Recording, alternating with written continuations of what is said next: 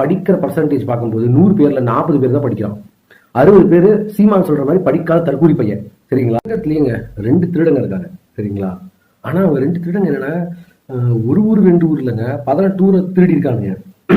2 திருடங்க இப்போ தன்னைதான் பெரிய வல்லரசு நாடாகவும், நான் பண்றதுதான் பெருசு, நான் பண்றதுதான் சட்டம் அப்படின்னு சொல்லிட்டு எல்லா ஊர் மேலேயும் டாக்ஸ் போட்டுட்டு இருக்காங்க. நான் எந்த 2 நாடை பத்தி பேசுறேன்னு உங்களுக்கு புரியுதா?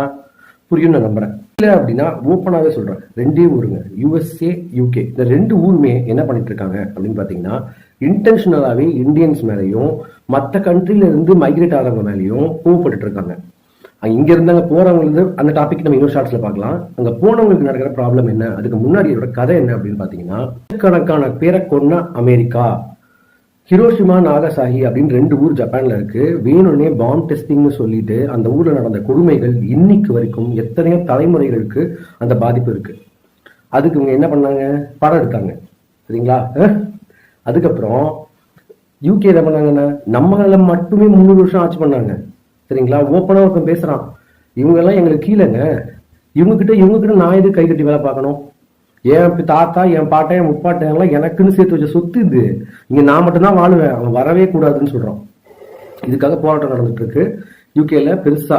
One of the first incident என்ன அப்படின்னா, என்னோட சிஸ்டர் பையன் வந்து பாத்தீங்கன்னா படிக்க போயிருக்கான், உட்காந்து சாப்பிட்டு இருந்திருக்கான், அவன் பிளேட்டை தூக்கி உடைச்சிருக்காங்க.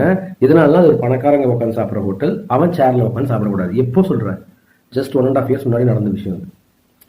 UK USA இது 2மே இந்தியாவுக்கு ஒரு மிகப்பெரிய த்ரெட் அப்படின்னு தான் அந்த ஷார்ட்ஸை முடிக்கணும்னு நினைக்கிறேன். அந்த ஊர் போறதை வந்து தயவு செஞ்சு தவிர்த்துருங்க. வேற நிறைய ஊர் இருக்கு. நமக்கு த்ரெட் நடக்கிற ஒரு ஊருக்குள்ளார போயிட்டு அவங்களுக்கும் அன்கம்ஃபர்டபுளா இருக்கு. இதுல என்னமோ அவங்க தான் நம்மளை கூப்பிட்டாங்க, இன்வைட் பண்ணி நம்மளை கூப்பிடுறாங்க, நம்மளாவும் ஒன்றும் போறது இல்லை. 2வது, அமெரிக்கால படிக்கிற பர்சன்டேஜ் பார்க்கும்போது 100 பேர்ல 40 பேர் தான் படிக்கிறான். 60 பேர் சீமான் சொல்ற மாதிரி படிக்காத தற்கூரி பையன். சரிங்களா?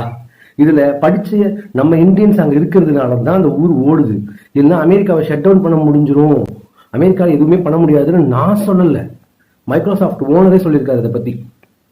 மைக்ரோசாஃப்ட்ல இன்ஜினியர்ஸ் எல்லாம் நான் எடுத்துட்டா மைக்ரோசாஃப்ட் கம்பெனியை மூடிட்டு நான் இந்தியாவுக்கே எடுத்துட்டு போயிடுவேன்னு சொன்னாரு மைக்ரோசாஃப்ட் ஓனர் பில் கேட்ஸ். உங்களுக்கு இந்த ஷார்ட்ஸ் பிடிக்கும் நம்புறேன். தேங்க்யூ ஸோ மச் ஃபார் வாட்சிங் தி ஷார்ட்ஸ்.